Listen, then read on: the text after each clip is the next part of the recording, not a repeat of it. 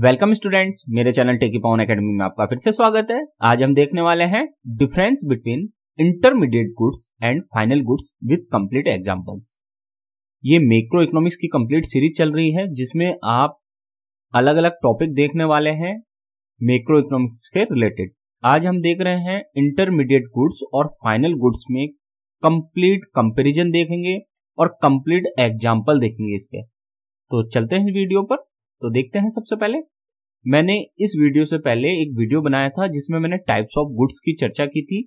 ये सारे गुड्स की मैं चर्चा ऑलरेडी कर चुका हूं, डिस्कशन हम कर चुके हैं। आपको पिछले वीडियो में इससे संबंधित कंप्लीट डिटेल देखने को मिल जाएगी, तो आप ये वीडियो जरूर देख लें। अलग अलग टाइप्स की गुड्स मिल जाएंगी।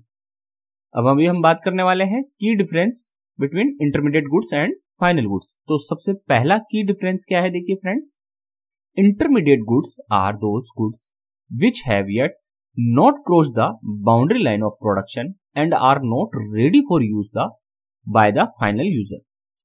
इंटरमीडिएट गुड्स वो गुड्स होती हैं जो फाइनल यूजर के द्वारा यूज करने के लिए अभी तैयार नहीं है और जो प्रोडक्शन की प्रोसेस में है, जिसको अभी और यूज करके किसी और चीज में कन्वर्ट किया जाना है या वैल्यू एडिशन किया जाना है, उसको हम इंटरमीडिएट गुड्स कहते हैं।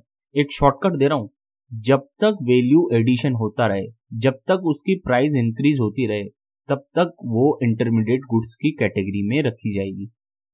While final goods are those goods which have crossed the boundary line of production and are ready for use by the final users. जो फाइनल गुड्स है वो बाउंड्री लाइन क्रॉस कर चुकी होती है, किसकी? प्रोडक्शन की प्रोसेस की। इट मीन्स वो रेडी है फॉर यूज, किसके द्वारा? फाइनल यूजर के द्वारा। तो देखते हैं आगे इसके फाइनल यूजर कौन है, वो उसकी भी अभी हम देखेंगे। Number 2 point, intermediate goods are used as raw material in production process. हम सभी जानते हैं इंटरमीडिएट गुड्स का यूज किया जाता है किसमें? प्रोडक्शन की प्रोसेस में रॉ मटेरियल के रूप में। While final goods are not used as raw material in production process, जबकि जो फाइनल गुड्स होती हैं उन्हें प्रोडक्शन प्रोसेस में यूज नहीं किया जाता है, क्योंकि वो ऑलरेडी उस प्रोसेस से निकल चुकी होती है, गुजर चुकी होती है और वो फाइनल यूज के लिए तैयार हो चुकी होती है, इसलिए उसे प्रोडक्शन प्रोसेस में यूज नहीं किया जाता। Number 3 point, in intermediate goods value addition is still possible. जो इंटरमीडिएट गुड्स होता है उसमें जो वैल्यू एडिशन है, जिसे हम प्राइस इंक्रीज भी कह सकते हैं एक तरह से, वो अभी भी पॉसिबल होता है। मैंने अभी भी बताया, जब तक किसी गुड्स में वैल्यू एडिशन होने की पॉसिबिलिटी है, प्राइस इंक्रीज हो रहा है, तब तक हम उसे क्या मानेंगे? Intermediate goods. अभी मैं एग्जांपल दूंगा, उससे आपको क्लियर हो जाएगा। While in final goods value addition is not possible. Final goods final हो चुकी होती है, यूज के लिए तैयार होती है फाइनल यूजर के द्वारा, तो इसलिए इसमें वैल्यू एडिशन की कोई पॉसिबिलिटी नहीं है, कोई प्राइस इंक्रीज की पॉसिबिलिटी नहीं होती है। फिर नेक्स्ट है अपना 4th point, final user of intermediate goods are only producers. ध्यान दे, जो इंटरमीडिएट गुड्स का जो फाइनल यूजर है केवल कौन होता है? प्रोड्यूसर। प्रोड्यूसर और सेलर, यही इंटरमीडिएट गुड्स के फाइनल यूजर होते हैं। इसके अलावा कंज्यूमर इंटरमीडिएट गुड्स का यूजर नहीं होता। इंटरमीडिएट गुड्स को केवल कौन यूज करता है? प्रोड्यूसर्स या sellers. While final user of final goods are both producer and consumers, जबकि फाइनल यूजर, इसके फाइनल गुड्स के फाइनल यूजर कौन होते हैं? प्रोड्यूसर भी हो सकता है, कंज्यूमर भी हो सकता है। कई बार लोगों में भ्रम होता है कि सर फाइनल जो कमोडिटीज होती है या फाइनल गुड्स होती है उनके यूजर कौन होता है? कंज्यूमर। ऐसा नहीं है, फाइनल यूजर कंज्यूमर भी हो सकता है और प्रोड्यूसर भी हो सकता है। बस वो फाइनल उसको यूज करें उस कमोडिटी को, तब हम मानेंगे। अभी मैं इसके एग्जाम्पल देने वाला हूं कंप्लीट, तब आपको और क्लियर करूंगा। Number 5th point, the value of intermediate goods is not included in the national income. हम सभी जानते हैं इंटरमीडिएट गुड्स का जो वैल्यू है, जो उसकी कॉस्ट है, जो उसकी प्राइस है, जो वैल्यू निकलती है, उसे नेशनल इनकम में नहीं ऐड किया जाता है, उसका कैलकुलेशन नहीं किया जाता है। While the value of final goods is included in the national income, जबकि जो फाइनल गुड्स हैं उनकी वैल्यू को नेशनल इनकम में या राष्ट्रीय आय में इंक्लूड किया जाता है। फिर अपना 6 नंबर, example of intermediate goods, swing machine if used for resale will be considered as intermediate goods.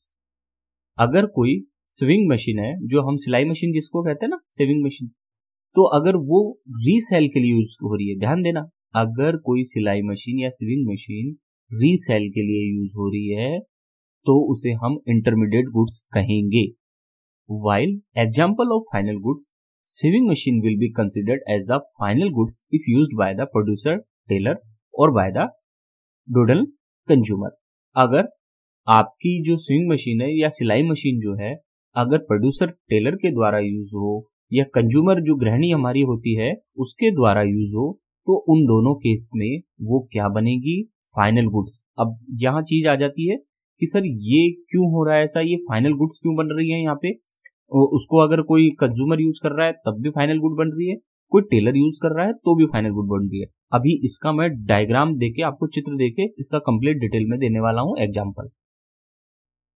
7th है हमारा टाइप्स ऑफ इंटरमीडिएट गुड्स। मैं पहले ही क्लियर कर चुका हूं, इंटरमीडिएट गुड्स का कोई टाइप नहीं होता, ओनली सिंगल टाइप है ये, यूज्ड बाय प्रोड्यूसर और सेलर्स। इंटरमीडिएट गुड्स को केवल प्रोड्यूसर और सेलर्स के द्वारा यूज किया जाता है और इसके कोई टाइप्स नहीं है। It is also known as working capital और सिंगल यूज प्रोड्यूसर गुड्स।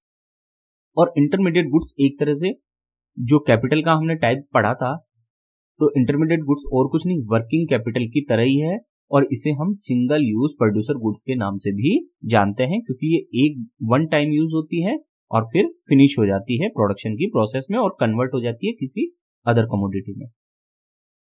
अब देखिए हमारे पास आ जाता है इसका टाइप्स ऑफ फाइनल गुड्स। देख लेते हैं हम types of final goods. 2 types होते हैं फाइनल गुड्स के, कंज्यूमर गुड्स और कैपिटल गुड्स। तो देखते हैं consumer goods used by consumer. Final जो गुड्स हैं वो 2 टाइप्स की होती हैं, जिसमें से पहला है कंज्यूमर गुड्स। तो कंज्यूमर गुड्स को कौन यूज करेगा, कंज्यूमर यूज करेगा।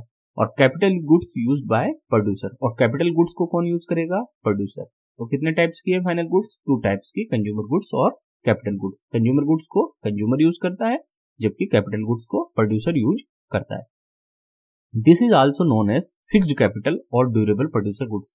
और कैपिटल गुड्स को ही हम फिक्स्ड कैपिटल के रूप में भी जानते हैं और ड्यूरेबल प्रोड्यूसर गुड्स के रूप में भी जानते हैं। एक तरह से कैपिटल गुड्स फिक्स्ड कैपिटल की तरह ही है और इसे हम ड्यूरेबल प्रोड्यूसर गुड्स के नाम से भी जानते हैं। इससे संबंधित आप मेरा पहले वाला वीडियो जरूर देखना। अब देखिए वो आ गया है जो एग्जाम्पल मैं बात कर रहा था। देखिए यहाँ पे स्विंग मशीन है यहाँ पे, तो देखिए swing machine used for consumption by consumer. अगर मान लीजिए कोई कंज्यूमर है वो इस सिलाई मशीन को परचेज करता है, ठीक है, तो ये क्या होगी, फाइनल गुड। क्यों, क्योंकि फाइनल यूजर कौन है इसका, कंज्यूमर। और जब भी कोई कंज्यूमर कोई चीज परचेज करेगा, ध्यान रखना, कंज्यूमर अगर कोई चीज परचेज करेगा तो उसे हम हमेशा फाइनल कमोडिटी या फाइनल गुड्स की कैटेगरी में ही रखेंगे। ठीक है, क्लियर। अब मान लीजिए दूसरी तरफ ये एक और सिलाई मशीन है, swing machine used for production for by tailor. ये भी सिलाई मशीन है, ये भी सिलाई मशीन है। हो सकता है यही सिलाई मशीन यहाँ रखी होती, उससे कोई मतलब नहीं है। मैंने ये तीनों अलग अलग मशीन कलर के हिसाब से अलग लिए, वैसे ये तीनों की तीनों सिलाई मशीन है, ठीक है। अब मान लीजिए ये वाली सिलाई की मशीन कौन यूज कर रहा है, प्रोड्यूसर। प्रोड्यूसर कौन है यहाँ पे, टेलर।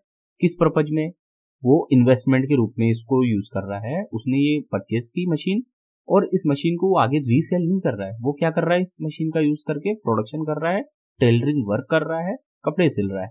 तो ये प्रोड्यूसर के लिए भी ये क्या होगी, फाइनल गुड्स। क्यों, क्योंकि वो इसे यूज करके प्रोडक्शन की प्रोसेस में कोई और काम कर रहा है। ध्यान देना, फाइनल गुड्स का यूज कंटिन्यू होता है, उसे सिंगल टाइम यूज वाली नहीं होती है, इसे हम लॉन्ग टर्म तक यूज कर सकते हैं। तो यहाँ पे ये जो टेलर मशीन यूज कर रहा है ये भी फाइनल गुड्स होगी, क्योंकि वो फाइनल रूप में यूज कर रहा है, इसे आगे कहीं सेल नहीं कर रहा और ना ही इस मशीन को किसी और चीज में वो कन्वर्ट कर रहा है। तो दोनों ही केस नहीं है, वैल्यू एडिशन नहीं हो रहा, इस कारण से हम इसे क्या मान रहे हैं, फाइनल गुड्स। अब यहाँ ये सिलाई मशीन मैंने इसको इंटरमीडिएट गुड्स लिखा है। क्यों लिखा है, क्योंकि reselling sewing machine by seller. अगर इस सिलाई मशीन को कोई प्रोड्यूसर खरीदता है और रीसेल करता है, तो रीसेल करने से क्या होगा, उसकी वैल्यू एडिशन होगी। मान लीजिए पहले सिलाई मशीन थी 1000 रुपीज की, फिर उसने उसको आगे 1200 रुपीज में बेची, सेल की, तो वो क्या हो गया, वैल्यू एडिशन हुआ ना 200 रुपीज का। तो उसके कारण हम जितने भी रीसेलिंग वाले केस होंगे उन सब में हम उसको क्या मानेंगे, कमोडिटी को इंटरमीडिएट कमोडिटी या इंटरमीडिएट गुड्स। ठीक है, ये क्लियर हो गया। अब एक और एग्जांपल देखो आप, ये बड़ा एग्जांपल है, देखिए अब यहां मैं आपको और क्लियर कर देता हूं। ये देखिए, ये एक लड़का है, किसान है, जिसने ये रिसोर्सेज यूज करके 5 रुपीज में प्रोडक्शन किया। कितने रुपीज में? 5 रुपीज में। 5 रुपीज उसने लगाए रिसोर्सेज के रूप में, और 10 रुपीज का उसने वीट प्रोडक्शन किया है। गेहूं उसने 10 रुपए का उत्पादन किया है, प्रोडक्शन किया है वीट का 10 रुपीज का। ठीक है, तो यहां ये 5 रुपीज क्या हो गए?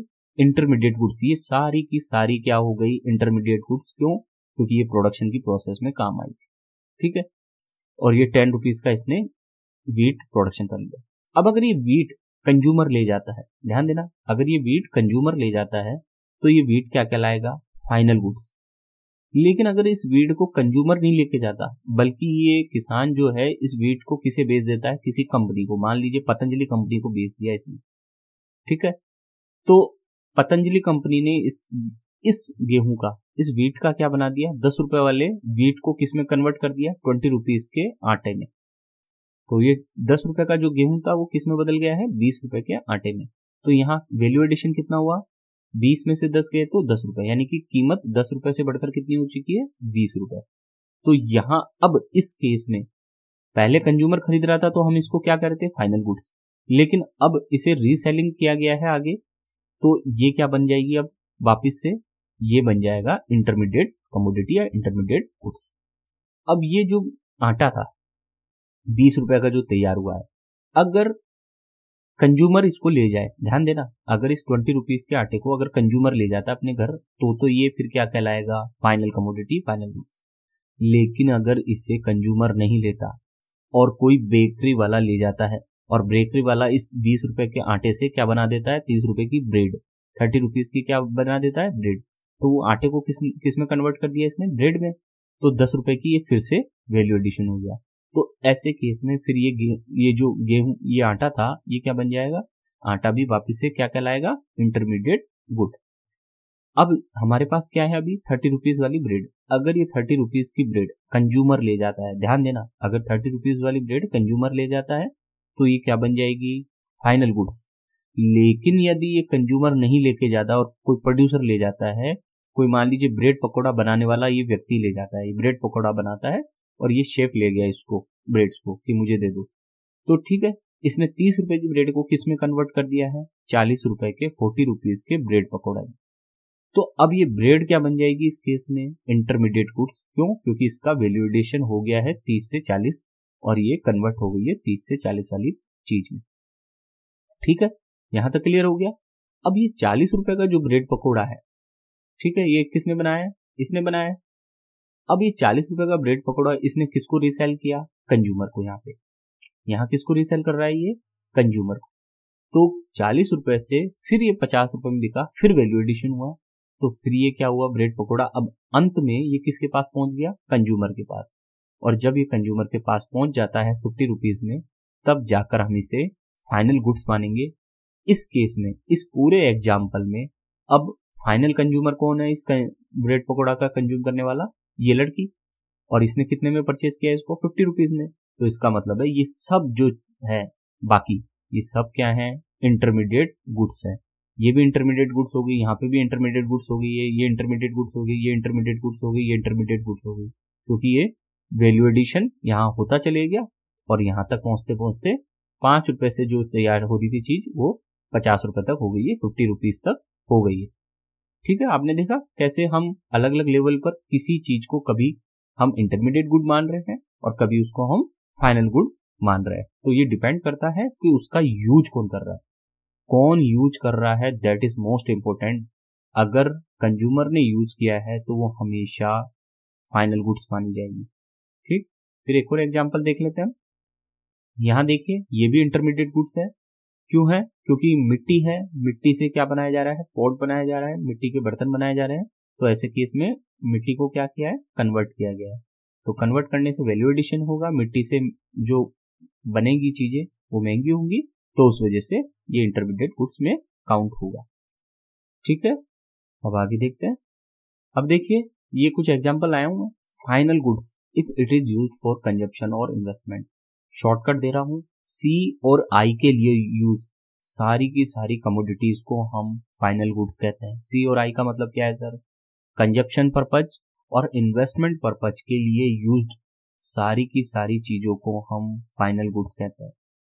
ये कंप्यूटर एक प्रोड्यूसर खरीदे या एक कंज्यूमर खरीदे, दोनों ही केस में ये क्या बनेगा, फाइनल गुड्स। क्यों? क्योंकि प्रोड्यूसर इसका यूज करके इस पे वर्क करेगा और अपनी कंपनी का। ठीक है, ये बिल्डिंग है, ये भी क्या है, अगर कंज्यूमर खरीदता है तो इसे हम क्या मान लेंगे, हम इसे फाइनल गुड्स मान लेंगे। और अगर इसी को अगर प्रोड्यूसर खरीद लेता है और इसमें अपनी कंपनी चलाता है तो भी ये क्या होगी, फाइनल गुड्स।